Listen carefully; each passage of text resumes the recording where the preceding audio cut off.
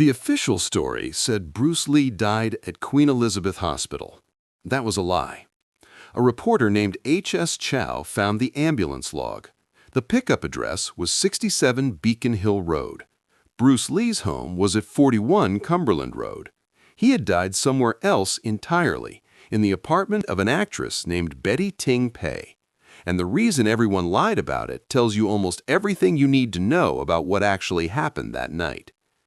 This is the full story of July 20th, 1973, the last day of Bruce Lee's life, told in the order it actually happened. The morning began normally. Bruce Lee was 32 years old at the absolute peak of his career and his physical abilities. Enter the Dragon had finished filming. Warner Bros. Had set a release date. The film that would make him the first Asian actor to headline a Hollywood production, the film he had fought 15 years to reach, was 6 days away from its premiere. His schedule that day included a meeting at the Golden Harvest offices in Kowloon, where he was planning to finalize a contract with George Lazenby, the Australian actor who had briefly played James Bond and who was being considered for a future project. Bruce drove to the Golden Harvest offices in his Mercedes. He met with Raymond Chow, his producer and business partner. He met briefly with George Lazenby. The contract discussions went reasonably well. Lazenby was interested. Bruce was interested. A dinner was arranged for later that evening to formalize the deal. But Bruce had other plans for the afternoon. He told Chow he would return to the offices later. He got back in his Mercedes, and he drove to 67 Beacon Hill Road, a second-floor apartment in a residential building in Kowloon, where an actress named Betty Ting Pei was waiting for him. Betty Ting Pei was a Taiwanese actress who had been working in Hong Kong films since the late 1960s. She and Bruce had met in 1972, introduced through Raymond Chow himself at the original Hyatt Regency Hong Kong, with Bruce's wife Linda present at the initial meeting. What began as a professional acquaintance had developed into something considerably more personal. In 2006, more than 30 decades after Bruce's death, Betty publicly confirmed what Hong Kong had long suspected, that she and Bruce had been lovers for more than a year before he died. She was 26 years old in 1973. He was 32. Bruce arrived at the Beacon Hill Road apartment at approximately 1 o'clock in the afternoon. The apartment was modest, a one-bedroom with parquet floors, wooden walls, and thick blue curtains that kept out the Hong Kong afternoon light. They spent the next several hours together. By Betty's account, the afternoon was unremarkable in the way that ordinary afternoons between people who know each other well tend to be unremarkable. They talked. At some point, Raymond Chow arrived to discuss the script for a new project, which was the stated professional purpose of Bruce's visit. At approximately 7 o'clock in the evening, Bruce complained of a headache. This was not in itself alarming. Bruce had been experiencing headaches with some regularity in the months preceding his death. 2 months earlier, on May 10, 1973, he had collapsed at the Golden Harvest dubbing studio in a way that had genuinely frightened the people around him. He had been sitting in a recording booth working on post-production for one of his films when he complained of a headache, went to the bathroom, and did not come out. When someone went to check on him, he was found on the floor, unconscious. He was rushed to Baptist Hospital, where doctors diagnosed cerebral edema, swelling of the brain, and fought for several hours to stabilize him. There had been seizures. There had been a period during which the doctors were genuinely uncertain whether he would survive. He recovered, but the May episode left a clear medical record of a man whose brain had already demonstrated a dangerous vulnerability to the kind of pressure that his body and his lifestyle were placing on it. His doctors were sufficiently alarmed that he was flown to Los Angeles for specialist evaluation at UCLA Medical Center. The American doctors who examined him found no permanent neurological damage, but they documented their concerns carefully. Bruce Lee had lost approximately 20 pounds over the preceding 2 years. His body fat was estimated at under 3%, a level that is exceptional even by elite athletic standards and that affects kidney function, hormonal regulation, and the body's ability to maintain basic physiological balances. He had been using diuretics as part of his training and weight management. His fluid intake was extremely high. The doctors communicated their concerns. They recommended he take better care of himself. Bruce Lee was not, in general, a man who was careful about his body in the way that his doctors recommended. He was a man who pushed his physical limits as a matter of philosophy, who believed with genuine conviction that the purpose of a body was to discover what it was capable of, not to protect it from the consequences of that discovery. The May collapse had frightened him, but it had not fundamentally changed his approach to training or to his life. On the evening of July 20th, he had a headache. Betty Ting Pei gave him a tablet of Equagesic, a common painkiller that combined aspirin with a mild muscle relaxant called meprobamate. Bruce had taken Equagesic before. It was not an unusual medication, and there was no particular reason to think he would react badly to it. He took the tablet. He went to lie down in Betty's bedroom to sleep off the headache. Raymond Chow left the apartment sometime between 7 and 8 o'clock to keep the dinner appointment with George Lazenby. The plan was for Bruce to follow after he rested. Chow told Lazenby that Bruce would join them shortly. Bruce did not join them. At approximately 8:30, Betty noticed that Bruce had not stirred. She went to check on him. He was asleep, or appeared to be asleep. She let him rest. Some time later, she checked again. He still had not moved. She tried to wake him. He did not respond. She tried again, more urgently. Nothing. Betty called Raymond Chow. Chow left the dinner immediately and returned to the apartment. He found Bruce in the bedroom, completely unresponsive.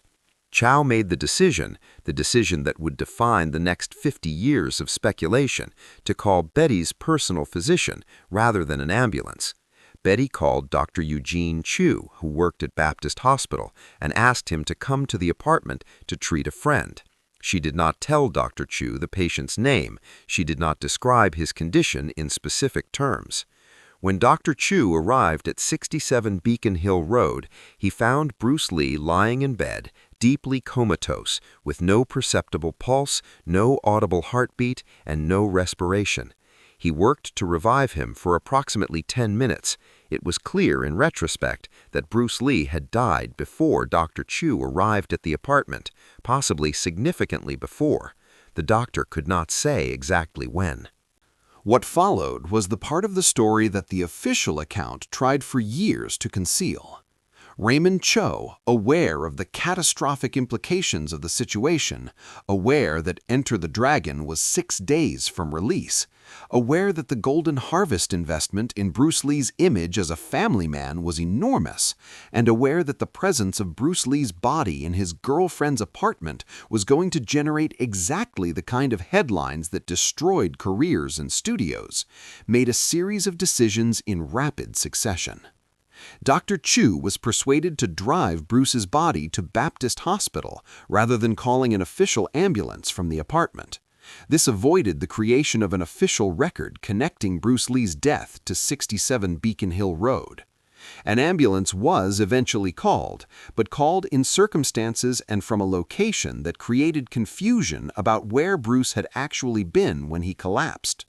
Ambulance number 40, as the log would later record, picked up Bruce Lee's body and transported it to Queen Elizabeth Hospital, where he was pronounced dead on arrival. The public statement issued by Golden Harvest said that Bruce Lee had died at Queen Elizabeth Hospital. The implication was carefully constructed that he had been at his home or at a normal professional location when he became ill. Betty Ting Pei's name was not mentioned. 67 Beacon Hill Road was not mentioned. The nature of Bruce's relationship with Betty was not mentioned. The hours they had spent alone together that afternoon were not mentioned. Raymond Cho, Linda Lee, and Betty Ting Pei coordinated their accounts with the kind of careful attention to detail that a crisis communications team would have applied. To protect Bruce's reputation as a devoted family man, for Linda's sake, for the children's sake, and for the sake of the film that was about to make him immortal, the story was adjusted and adjusted again until its edges fit together. Bruce had not been alone with Betty. He had been there on a professional visit with Cho present throughout to discuss a script. The timeline was reconfigured, the details were smoothed. H.S. Cho, a reporter for the China Mail who had covered Bruce Lee extensively, was suspicious from the beginning. Hong Kong hospitals maintained written ambulance logs with pickup addresses. It took him 2 days to find the right log, locate the ambulance driver, and obtain the actual pickup address. The address was 67 Beacon Hill Road. A few more phone calls confirmed that the occupant was Betty Ting Pei. The story exploded. Hong Kong's newspapers, more than 100 Chinese-language papers competing for the same audience, ran with every angle simultaneously. The headlines were brutal. Betty Ting Pei's reputation was destroyed overnight. She received death threats. She went into hiding. For more than a decade, she lived under the weight of public accusation, blamed for the death of a man she had loved. They said I poisoned him, she said in a television interview in 1983, 10 years after his death. But it was just a headache pill. Why am I the one blamed? The official cause of death, determined by the post-mortem examination, was cerebral edema, swelling of the brain, consistent with the episode Bruce had experienced in May. The examining doctors concluded that Bruce had experienced a hypersensitive reaction to one of the components of equagesic. This explanation was accepted at the inquest and became the formal record. But the medical community was not entirely satisfied. In 2022, nearly 50 years after Bruce Lee's death, a peer-reviewed article published in a scientific journal proposed a different explanation. The researchers, analyzing publicly available information about Bruce's health, his habits, and the circumstances of his death, suggested that the most likely cause of cerebral edema was hyponatremia, a dangerous reduction in blood sodium levels caused by the body's inability to excrete excess water. Bruce Lee, they noted, had been known to drink large quantities of water and liquid supplements as part of his training regimen.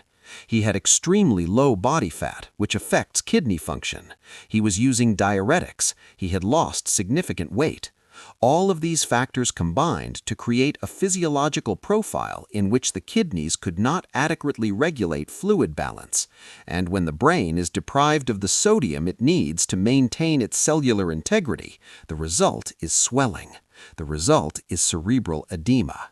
The result is exactly what the post-mortem examination found. The equagesic tablet in this theory was not the cause. It may have been a contributing factor. Meprobamate, the muscle relaxant in the compound, is known to affect kidney function, but the underlying vulnerability had been building for months, possibly years, driven by the extreme physical demands Bruce placed on his body and the specific nutritional and pharmacological choices he made in pursuit of peak performance. The full truth of July 20th, 1973, like so many things about Bruce Lee's life, resists simple summary.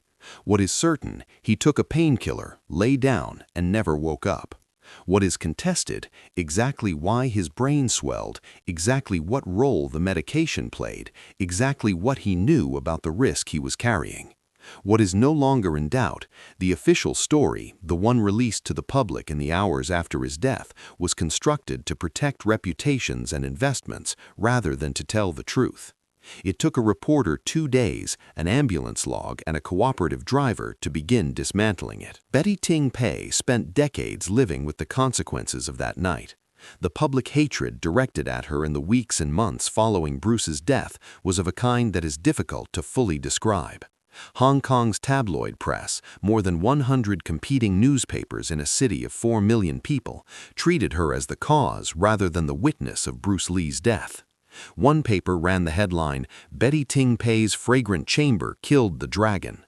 She received death threats. She went into hiding for months.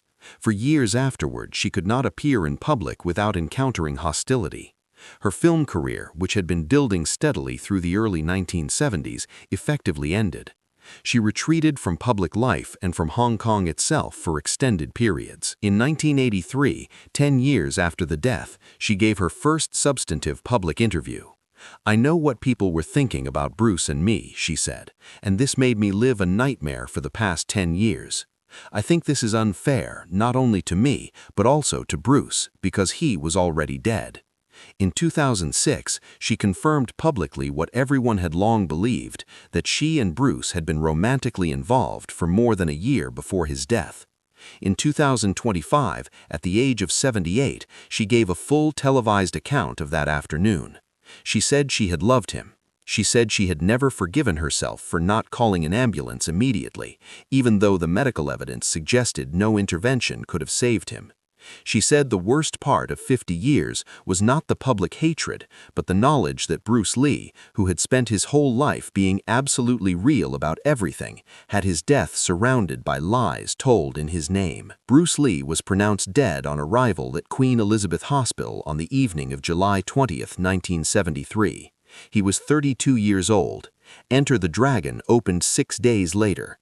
His seat at the premiere was empty. The film made him immortal.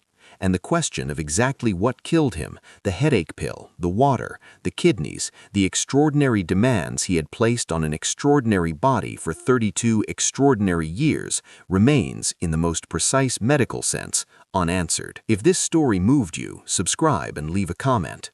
What do you think actually killed Bruce Lee? The official explanation, the hyponatremia theory, or something else entirely? Share this with someone who thinks they know the full story of that night, because the full story has never been fully told.